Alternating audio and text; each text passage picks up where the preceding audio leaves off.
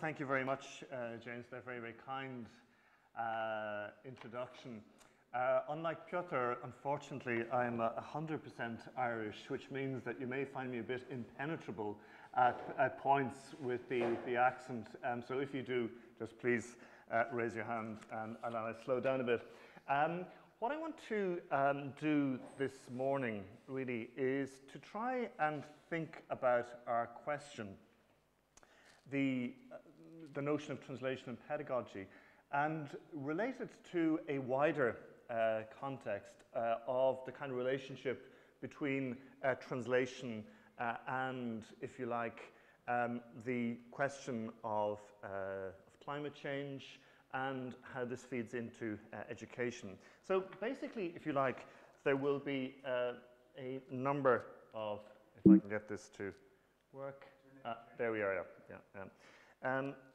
Which is, I want to try and take this in three parts. Firstly, I want to look at different forms of knowledge organization. Secondly, I want to look at how do organizations respond to something as unprecedented as climate change.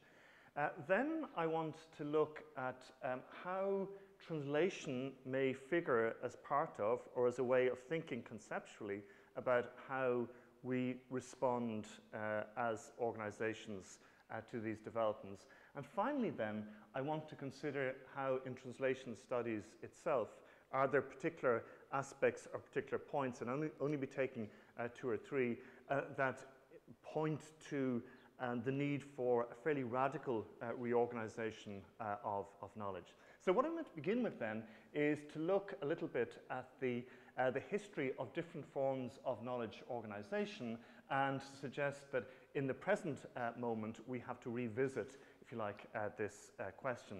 So I want to begin with Ernest Robert Curtius, who in his famous work on European literature and the Latin Middle Ages claimed that European universities were, and I quote, the original creations of the Middle Ages. The distinctiveness for these institutions, for Curtius, lay in two areas, the area of what we might call the wetware, and the other area would be the hardware. The wetware, insofar as they were considered to be a kind of a community of scholars, what was called in Latin the Universitatis Magistrorum et Studentium, and the hardware was things like lecterns, libraries, and the private mail systems that these different institutions had. So though these emergent universities in places like Bologna, Paris, Oxford, and Prague largely originated from pre-existing monasteries or cathedral schools, they represented, if you like, a sundering of education and clerical hegemony that had been a hallmark of Western Christendom for centuries. In other words, you had countries like my own monasteries that were the sites of learning, but they were very much under the tutelage of the church. So what we're getting with the emergence of these universities is the beginning of a kind of distancing and moving away from clerical control. So even if the clergy would continue to exercise, if you like, considerable influence, the university became increasingly aligned with secular power, and sovereigns were soon, if you like, to spot the political advantages of having an educated class that was prepared to support its economic, social, and military interests against an increasingly predatory papacy. So we might label, if you like, this first form of knowledge organization the Monarchical University, which allowed for, or indicates the nature of ducal or regal patronage, which allows university to develop an autonomous identity outside the perimeter fences of ecclesiastical institutions. So in terms of knowledge organization, it seems to me that it's important to remember that an important element of continuity from the monasteries and the cathedral schools was the transmission of Latin manuscripts, which permitted the translatio studiorum, the carrying of classical antiquity to the High Middle Ages. So it was not enough to store the knowledge, of course. It had to be transmitted, processed, and recorded. So the data processing lecture, the data storing university library, and the data transmitting private mail system were part of a kind of a media and translation system that would allow for the cumulative and recursive production of knowledge through the centuries. The changing nature, if you like, of monarchy would ultimately usher in a form of knowledge organization that would spell the end of monarchy itself as a dominant form of political expression. A characteristic of the British and French monasteries, monarchies in the 16th and 17th centuries is the shift to a more strongly territorial notion of power, which is consolidated around notions of cultural and linguistic specificity.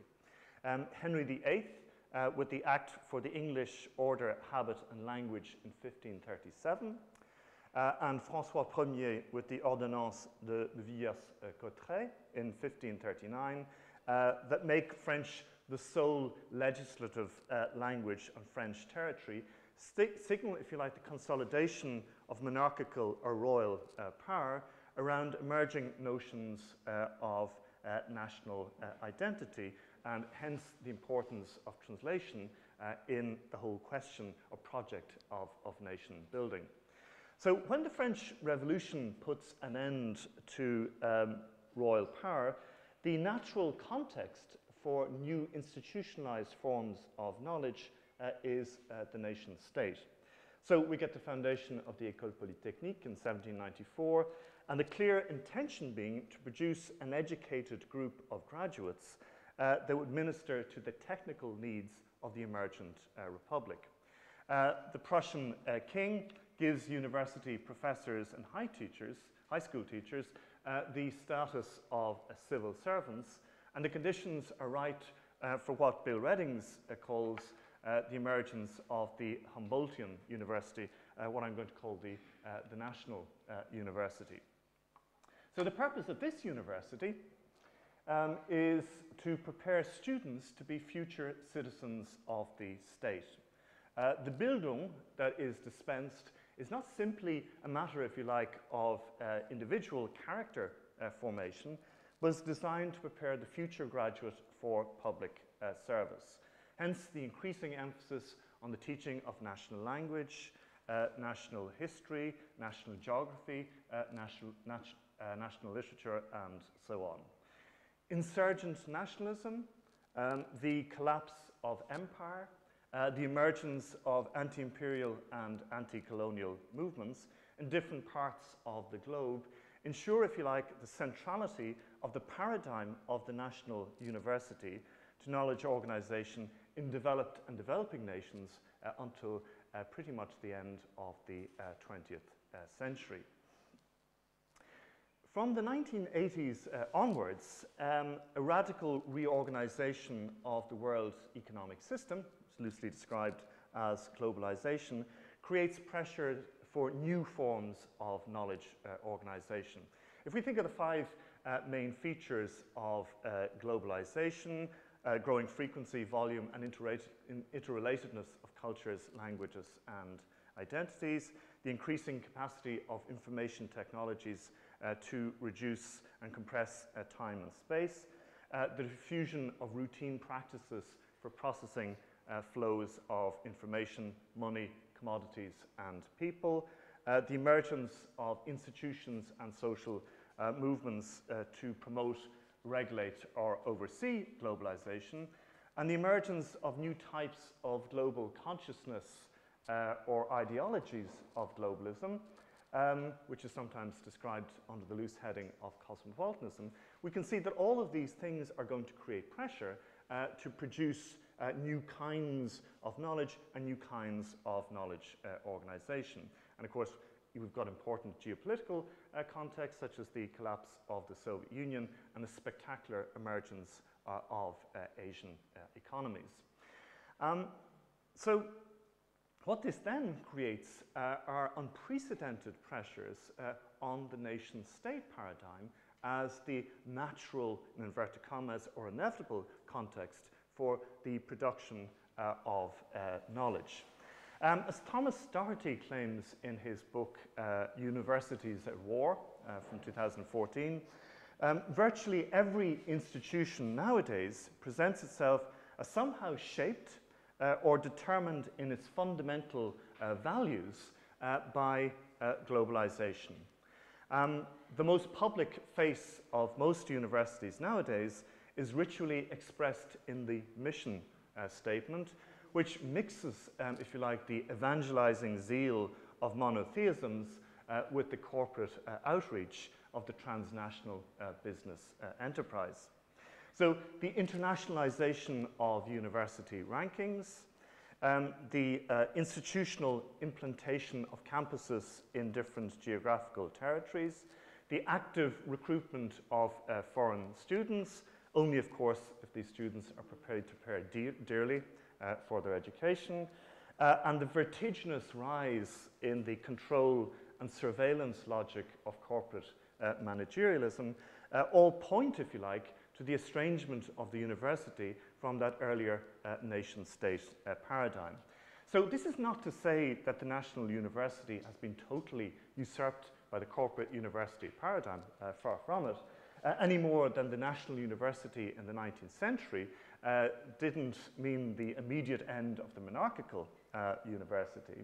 But what it does point to is changing forms in the organization of knowledge itself. The Australian theorist Mackenzie Wark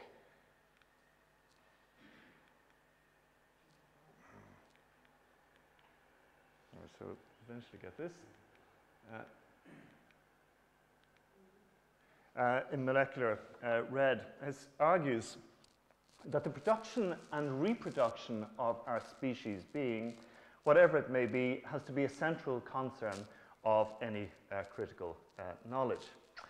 The challenge of the Anthropocene, so the era of human-induced climate change, is precisely, if you like, the need to question deeply held assumptions, to think the unthinkable, and to develop new forms of knowledge that are not just, if you like, responsive to our current predicament, but to the planet that will be inherited by those who come after us.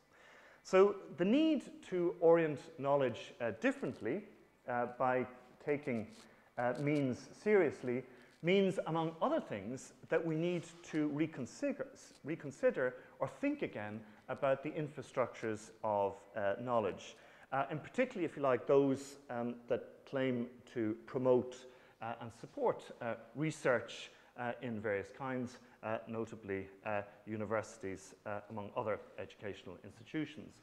And the question that might be asked is whether universities, as they are currently constituted, the kind of institutions that many of us here work or study in, are they adequate to meet the current and future needs of what Mackenzie Wark talks about when he talks about the production and reproduction of our species being. The difficulty, it seems to me, is that the employment needs, the nutritional needs, the educational needs of the planet's inhabitants cannot be met by a growth model which is predicated on the unsustainable and destructive use of increasingly scarce resources, whether this be water, land, food, or indeed knowledge itself, which is often carled off in the auction rooms of the patents market. So this is where we might speculate on the emergence of what I'm going to call the transitional university. So the transitional university is a form of knowledge organization that is directed to the creation of a carbon-neutral, sustainable, and resilient economy and society. So in what follows, I will try and suggest at a conceptual, if you like, at a conceptual level, the Transitional University represents a radical departure from conventional ways of accommodating environmental issues. I will then argue that the notion of translation itself, kind of conceptually, can help us to engage with a number of core concerns that will come forward from this new form of knowledge organization. Any organization is, at its most basic level, a process that creates an environment. It allows you to draw, if you like, general lines in the fabric of the whole. You make, if you like, some kind of cut in the universe to simultaneously create and order an inside from an outside. So what kind of cut, what kind of organizational cut do we make then when it comes to something like climate change? Let's first consider this definition of knowledge from an organization theorist called Nora Campbell.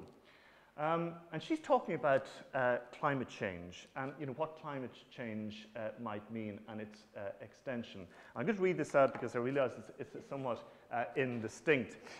So climate change is the moment I turn on the engine of a car and ignite the 165 million year old microscopic fossil faunae, connecting me to the 35 billion ancient barrels that are drilled, fracked, refined, and transported every single year.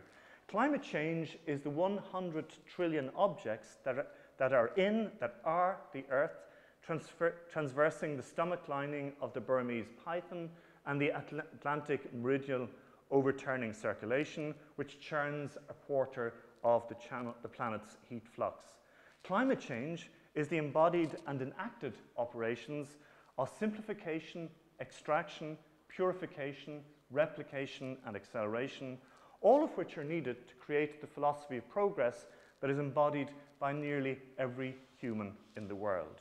Climate change is so imaginatively vast and complex that, to quote George Eliot, if we had a keen vision of all feeling and all ordinary human life, it would be like hearing the grass grow and the squirrel's heart beat, and we should die at the roar which lies on the other side of silence.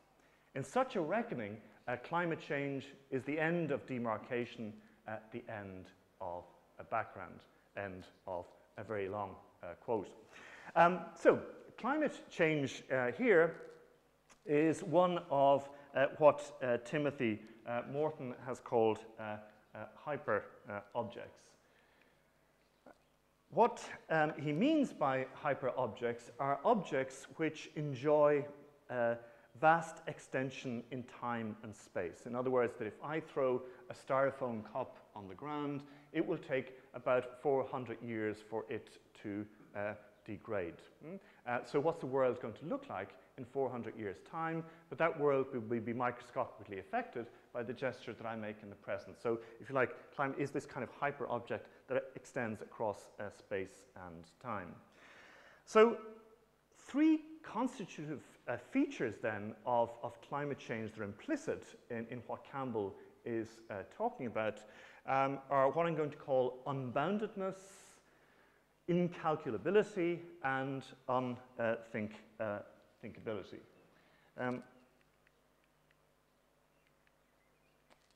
So unboundedness, because we can never be sure what can be included in climate and what cannot be. What kinds of things are strictly outside the purview of what constitutes climate change.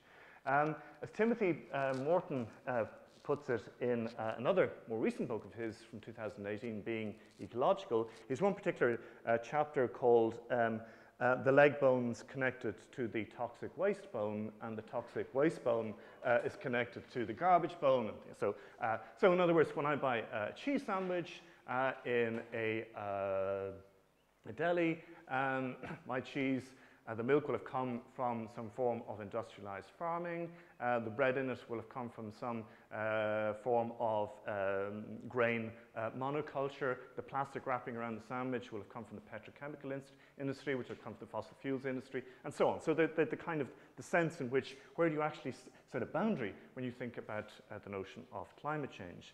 Incalculability, because climate change involves complex non-linear systems that generate untotalizable effects, which often define known forms of planning. And unthinkability, because we are continually frustrated in our desire to capture it empirically, organizationally, or psychologically, as indeed I'm trying to do now. So what all of this implies, if you like, this is the point I'm sort of coming to, is that climate change is not some kind of thing that can be recuperated into existing institutional and infrastructural frameworks. In other words, as Nora Campbell argues, the ontologization of climate change, the fact that climate change is a constituent part of our being, of our lives, means that it's not so much a problem within the world we live in, but that it now constitutes that world. Climate change is so unbounded that it's not something outside, if you like, that can be internalized by an organization. Organizations, if you like, can only exist within it because nothing can exist outside of it. If, as the British sociologist John Urry has claimed, climate change entails the total reorganization of social life, nothing more and nothing less, then can we simply consider the matter of the environment as simply one other topic amongst many others that can be safely accommodated in our existing institutional structures or research programs? To put this into context, I want to allude briefly to the notion of advents that has been developed by the French philosopher Quentin Meillassoux in a book called Divine Inexistence. And Meillassoux basically argues that there are three specific points in the history of the universe where there has been the ex nihilo emergence of distinct worlds, what he calls the world of the material, the world of life, and the world of thought. He says, so far there seems to have been three worlds of irreducible facts. Matter, reducible to what can be theorized in physico-mathematical terms. Life, understood more specifically as a set of terms, affections, sensations, qualitative perceptions, which cannot be reduced to material processes. And finally, thought, understood as a capacity to arrive at intelligible contents, bearers of eternity, and which as such is not reducible to any other terms. So in other words, that at each of these points, when, if you like, the notion of the organic emerges, it could not be reduced to the material. There was some element that was distinctive, that was novel, that was new. Similarly, when you get the notion of intelligible thought, that something emerged, this moment of consciousness, which could not be reduced to what had gone before it. So in other words, advents for Meillassoux are forms of emergence without precedent. In the transition from non-life to life, the laws of biological life were not somehow contained in the pre-life world. So combinations that were inherent in the organization of the living could be imagined as possible cases of the world of matter, but not as latent in it, as if it were kind of a ghostly potential force. So in the transition from the Holocene the previous kind of 12,000 years since the end of the Ice Age to the current age of the Anthropocene, we are arguably living through, I would argue, one of these kind of radical discontinuities in the fabric of what has come before. It is, if you like, a kind of an advent moment that is ushering in a new world, a kind of fourth world, if you like, in a particular way. So when we pause to think of what the Holocene brought in its wake, what Timothy Morton calls the world of agri-logistics, if you think of agriculture, advanced forms of technology, urbanization, animal domestication, the birth of languages and religions and translation, then the entry into a new geological era, this kind of advent moment, which, as we said earlier, was characterized by unboundedness, unthinkability, and incalculability. Well, this poses fundamental challenges for our habitual forms of knowledge organization and institutional expression. So, what future then for the university in this context? How might we transition, in other words, to the transitional university? And in terms of what we're discussing this week, and you've been discussing last week, where might translation figure in this equable shift? The ontologization of climate change, or the kind of the apprehension of it as a hyper-object, means that the notion of it as just simply another research topic or a kind of a disciplinary sub-interest is a non-runner. Climate change is the outside that cannot be internalized in any way. Similarly, green campus initiatives, the way in which universities try to encourage recycling practices, is laudable, it's necessary, but I don't think this should be confused with the infinitely more daunting task of finding a form of knowledge organization that is adequate to our current and future predicament. The biologist Edward O. Wilson, in his book, The Future of Life, and in Half Earth, argues that what is most necessary for humans is specific long-term thinking. And he said that this would, if you like, contribute to the curbing of humanity as a planetary killer concerned only with its short-term survival. So what Wilson argues is that only when we begin to think of ourselves as a species among others that we can begin to take the longer view, which is not only an important moment, if you like, in critical self-understanding, but is vital for the survival of the planet. For Rosie Braidotti, this move towards species awareness is an important step on the path towards post-human or post-anthropocentric identity. Because what she argues is that what we're witnessing at the present moment is a kind of a decentering of anthropos, which she says, and she's talking about anthropos, she says the representative of a hierarchical, hegemonic, and universally violent species whose centrality is now challenged by a combination of scientific advances and global economic concerns. So in other words, what Braidotti is kind of arguing in her book, The Post-Human, is that one of the things that the age of the Anthropocene has made us aware of is our particular kind of vulnerability. On the one hand, we are as humans, we are geological agents, capable of affecting the future of all species and the planet itself.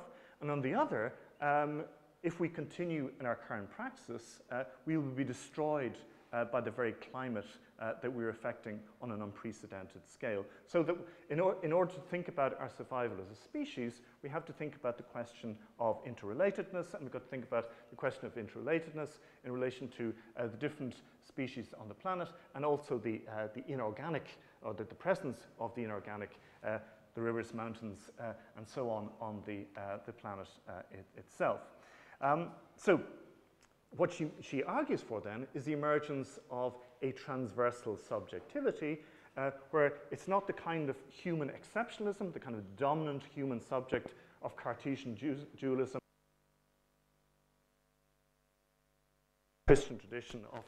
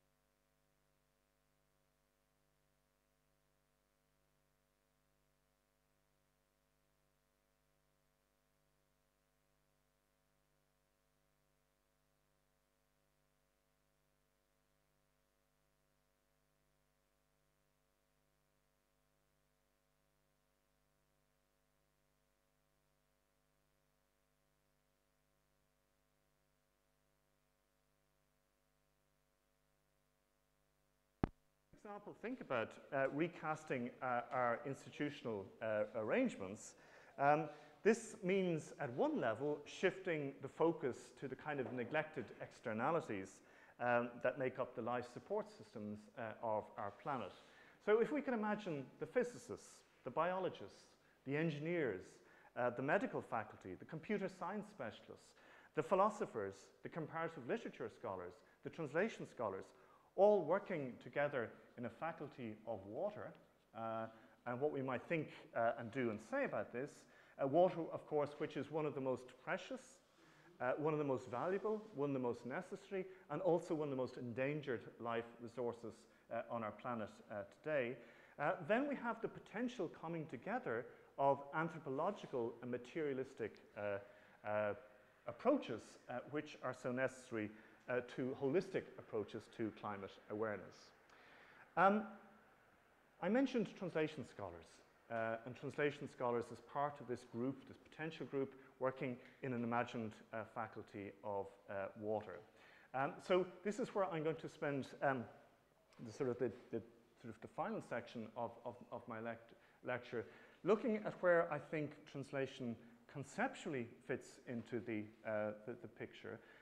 And then look at specific areas in translation studies where I feel there's urgent need for thinking in terms of this new form of institutional knowledge. So I talked about translation as the notion of communicability across difference, across incommensurability. This, of course, is an extremely complex question. One has been exercising translation study scholars for a very long time. But I want to look at this in the, and I must beg your indulgence for a moment, because sometimes it gets just a little bit abstract, but Gilbert Simondon's notion or conceptualization of individuation. Simondon was basically opposed to what he called the hierarchical subordination of matter to a transcendent form, where he says the constituted individual is considered to be explicable on the basis of a principle of individuation anterior to it. Basically, what Simondon was arguing was that one of the difficulties we have in trying to identify objects of knowledge is that we tend to assume that objects of knowledge are the kind of the instantiation, they're the realization, they're the embodiment, they're the materialization of some kind of prior idea that we have, that this kind of prior idea, prior concept, and then somehow this is embodied in a particular way. If you like, in terms of Aristotelian thought, hylomorphic thinking, you have the kind of the morphous, this kind of form. You've got the hula, that's the sort of the matter, and then you have this form which is applied to inert matter, and then the object emerges. And of course, this form of hylomorphic thinking, this notion of individuation, will find a powerful form of demonstration in the Western world when we get architectural drawings. Leo Battista Alberti, when he draws up his architectural drawings, which are then realized in a building like the Santa Maria Novella in Florence. So you have this, all these, the ideas for the building are laid out on the paper, or you have the metal plate, which is then cast, and we have the endless replication of the printed page. In mass production, when we've got a particular kind of prototype or a mold that's cast, and then we produce endless objects from this. So you see the exponential, the revolution of the printing press, the revolution of mass production, the revolution in architecture, all seem to be driven by this form of hylomorphic thinking. In your translation class, the notion of the fair translation, that if the kind of fair copy, that somehow this, the ultimate kind of the perfect form that will generate the perfect translation is the teacher's fair copy. And this is why very often students can be disappointed when they come to translation pedagogy class, because they're expecting the perfect translation rather than that kind of collaborative process. So basically, what Simondon is arguing is that 2 millennia or more of this kind of hylomorphic thinking has led to theories of individuation which are deeply destructive.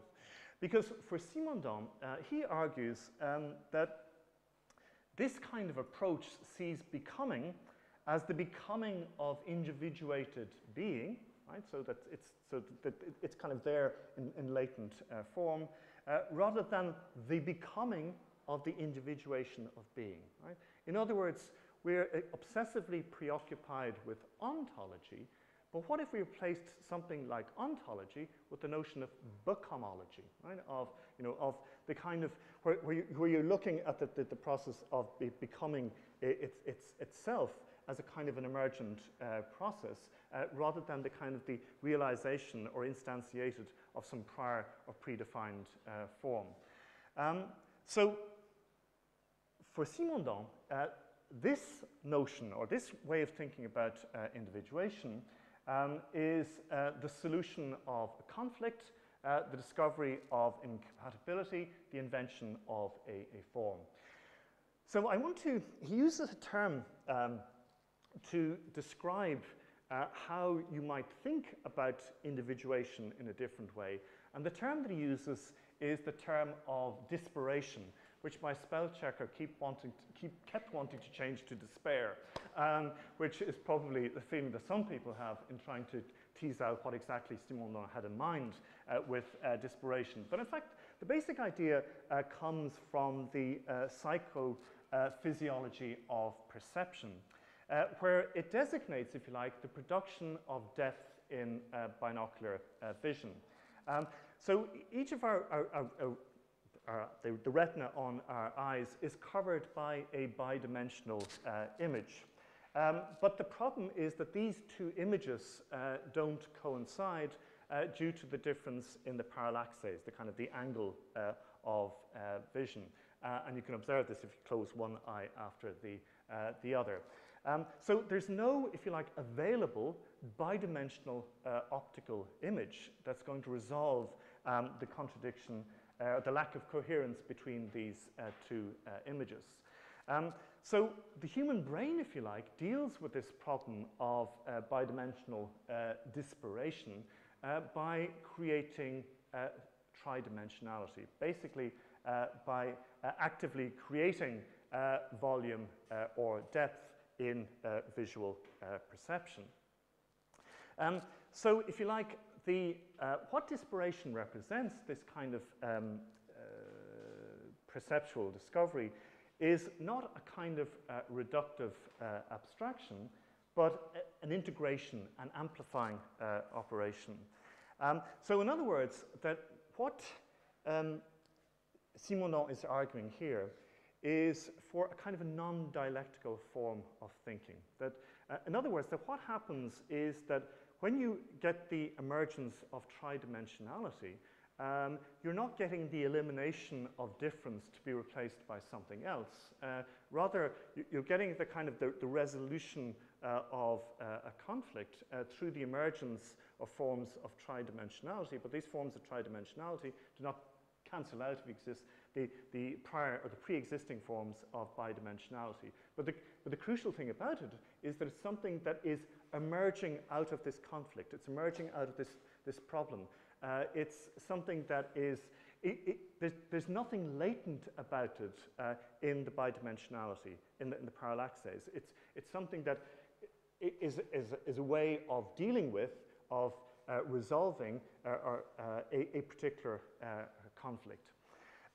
So disparation then for Simondon is both something that's problematic, it's dealing with a particular problem, and it's also creative because it's coming up with a particular kind of solution to that problem.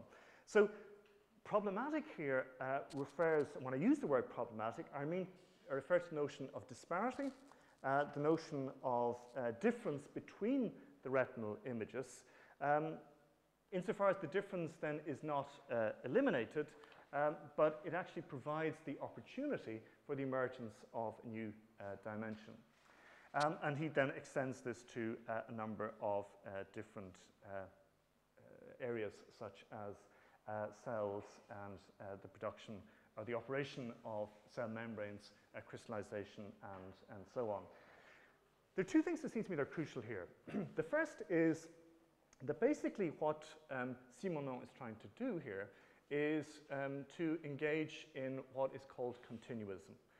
Continuism is a kind of line of thought that we find going from Spinoza to Bergson, to people like Raymond Rouillet, Simondon, Guattari, Deleuze, Brodati, Val Plumwood, and Timothy Morton, which see matter and see the organic and the inorganic as part of a particular continuum. Right? In other words, the notion of disparation is a way of thinking through or looking at things that are happening in different areas, if you like, but that extend through to human conceptualization and thinking. And one of the particular dilemmas that we have, or has brought us to the kind of the present moment of crisis in our society and our thinking, is precisely the sundering of that organic or inorganic continuism. In other words, the kind of notion that you can sunder subjects and objects. You can create an inert material world and a world of active hermeneutic subjects, to kind of strip the world of its animation, to strip the world around us of its subjectivity. And of course, I would argue that one of the useful, why something like disparation is useful to us is in trying to reestablish some sense of the continuous. The other way in which I think it's useful to us, and this brings us to the heart of what we're doing here in our summer school, is if one thinks about what disparation involves, a kind of non-dialectical form of thinking, not so much the cancellation of difference as the recognition, the acknowledgement of difference, and the creation of another kind of dimension, this is arguably what translation is about. And it's also one of the reasons translation is the creation of this other dimension, which, if you like, doesn't obliterate, it can do, but it certainly doesn't have to obliterate other languages and cultures and ways of being. It's rather kind of recognition and acknowledgement, but also that something new emerges. There's nothing in a text, there is nothing in a language that will prefigure the kind of translation that is ultimately going to emerge. There's no some kind of, hylomorphic trope that is there. So what emerges then, and this emerges in the classroom, if all of my students are going to produce the exact same translation of a text, the very first thing I will do at the end of the class is to read them the university's rules on plagiarism. That's a serious offence that you can be debarred from taking your examinations. In other words, that in the translation practice, what we get is a kind of an anti-hylomorphic move. We get an example, if you like, of a kind of disparation at work. So what I kind of want to argue here then is that one of the reasons that translation as a concept, translation as a practice, has got to be at the heart of the transitional university is because it is a kind of a conceptual practice that is resisting the kind of, on the one hand, sort of the hylomorphic thinking, which I think has dominated thinking in our part of the world to the detriment of many, many things. And secondly, what it allows for or suggests is that we can move through in a kind of processual and collaborative way to a kind of an advent or a series of advents that are going to allow us to see how we deal with the unbounded, the unthinkable, and the unanalyzed. Very briefly, 2 minutes, and hopefully this is something we can develop afterwards in the questions and comments. So, we've looked at different forms of organisation knowledge. We've looked at the organisational challenge of climate change. We've considered how, in terms of translation as potentially a form of anti-hylomorphic thought, Simonon's notion of disparation, translation can be brought centre stage in our thinking.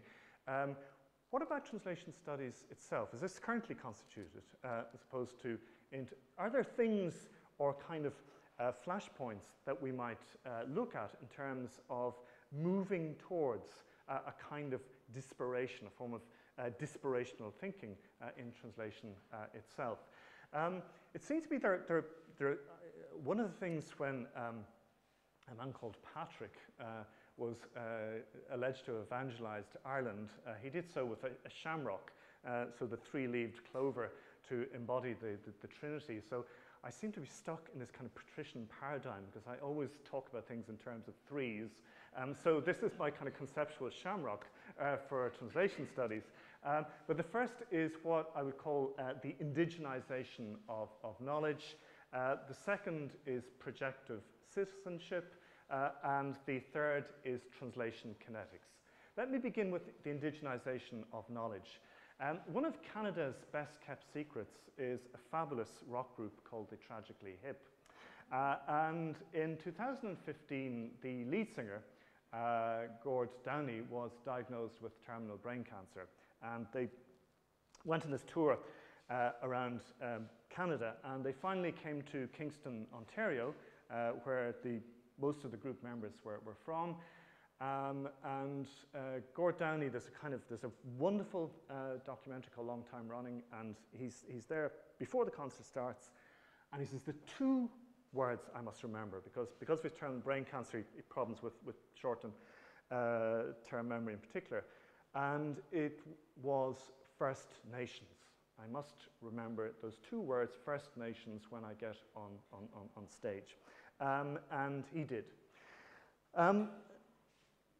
I think that, like Gord Downey, we need to think about how, in translation studies, we need to pay much, much, much more attention to the translation of indigenous languages, lesser used languages, because, as Naomi Klein points out, it's always, almost invariably, people speaking lesser used languages who are on what she calls the sacrifice zone of resource extraction. Who are the people whose lands, territories, cultures are most devastated by the extractivist industry? It's almost invariably people speaking lesser used or indigenous languages. And the thing about the indigenization of knowledge, as Eduardo Vivero de Castro points out, is these are not legacy languages. These are languages of the future. These are cosmologies of the future. These are languages and cultures that are going to describe for us how we can coexist with the organic and the inorganic. What Elizabeth Povinelli, after years of working with indigenous communities in Australia, talks about geontology, that kind of rigid separation between the organic and the inorganic is simply is non-existent for Aboriginal communities, and that sense of kind of continuism is something that we need to think about if we are to end up with any kind of viable planet going into the future. The second, if you like, is this notion of projective citizenship, is the notion that we tend to think, or if we think of the kind of corporate university, it tends to think of us as, you know, people that are lined up that consume knowledge in particular ways, and then at the end of the consumption of knowledge, this knowledge is then certified and you go out into the world. So it's a kind of notion of the kind of the additive student body. It's kind of, and the goal of any institution is to maximize the number of income generating students in a kind of an additive way. And so you then acquire this kind of private good, which is going to maximize your economic worth, right? And that becomes the goal of education. But if you think of projective citizenship, so a geometrical as opposed to an arithmetical notion, this is the notion that we exist relationally or spatially with respect to each other, and that our well-being and our ultimate, if you like, survival as a species depends on that projective relational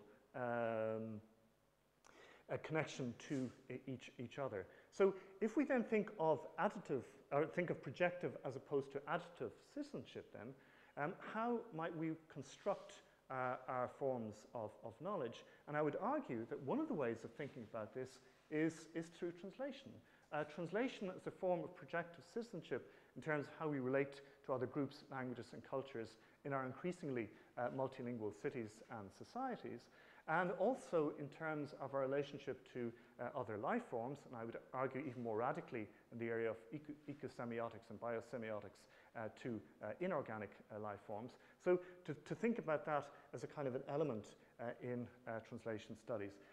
And lastly, and this is something that will, I think, bring a smile to some of you who feel, will this man ever stop, is the slow professor. Will you now please slow down and stop? But this is basically a work by two Canadian academics, Berg and Cedar, University of Toronto, who argue that one of the biggest difficulties in the contemporary moment with the acceleration of everything is that thought requires time. Deep thought requires a lot of time.